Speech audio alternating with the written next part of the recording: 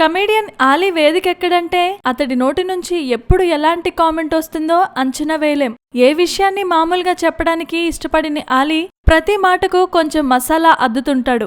ఈ క్రమంలోనే కొన్నిసార్లు అతడి మాటలు శృతిమించిపోతుంటాయి. కొన్నిసార్లు ఆలీ వ్యాఖ్యలు హద్దులు దాటి వివాదాలు కూడా చెలరేగిన సంగతి మనకి గుర్తుండే ఉంటుంది కదా.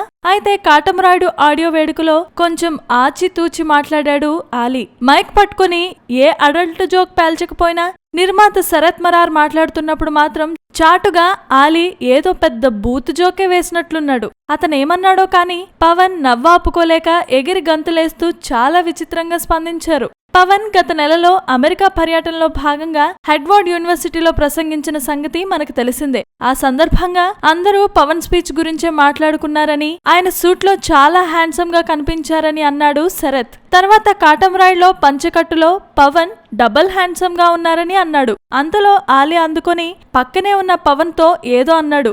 అంతే, పవన్ పగలబడి నవ్వేస్తూ చిత్రమైన రియాక్షన్ ఇచ్చాడు. బహుశా ఇక్కడ కూడా ఆలీ ఏదో చిలిపి జోకే పేల్చుంటాడేమో, అందుకే పవన్ అలా రియాక్ట్ అయి ఉన్నట్లున్నాడు. శరత్ మరార్ మాటల ఫ్లోను బట్టి ఆలీ ఏంటో అవగాహన ఉన్నవాళ్లు ఈ జోకేంటో అంచనా వేయటం కష్టమేమీ కాకపోవచ్చు. Please subscribe. Hi, it's me Purna. Please subscribe.